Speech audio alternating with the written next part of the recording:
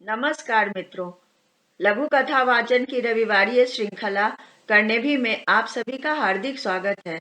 मैं रीता शेखर मधु आज प्रस्तुत करने जा रही हूँ मिन्नी मिश्रा जी की लघु कथा माटी का मोल।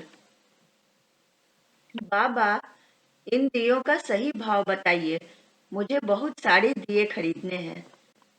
एक अप टू डेट महिला ने कंधे पर लटक रहे पर्स को संभालते हुए पूछा।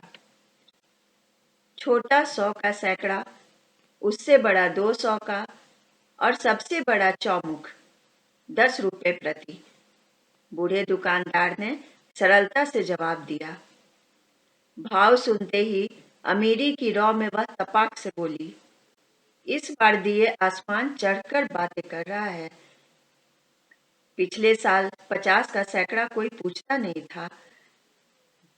बेटी, भाव सही है, ईमानदारी से कहता हूँ, एक दिया बेचने से मुझे सिर्फ 50 पैसे का लाभ होता है।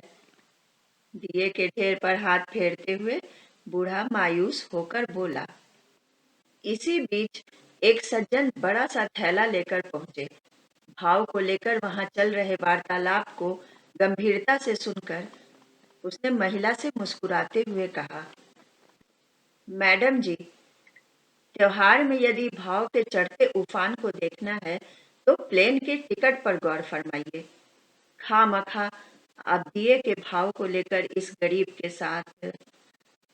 महिला की भ्रुकुटी तन गई।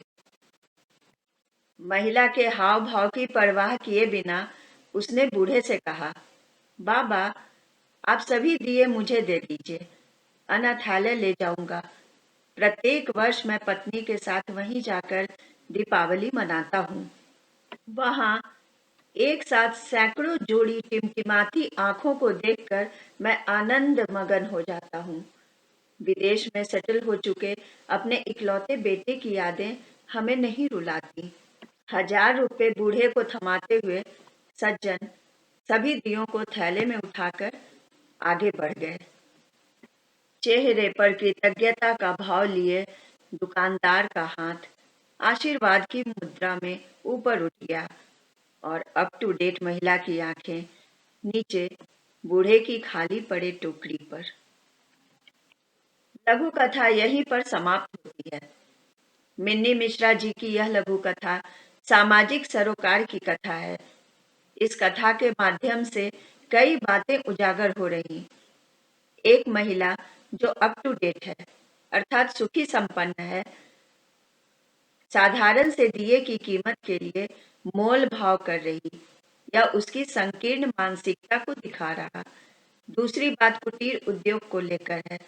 दिए खरीदकर लोग सिर्फ अपना ही घर नहीं रोशन करते, बल्कि उनका घर भी रोशन कर देते हैं जो इस तरह के छोटे व्यवसाय से जुड़े हैं।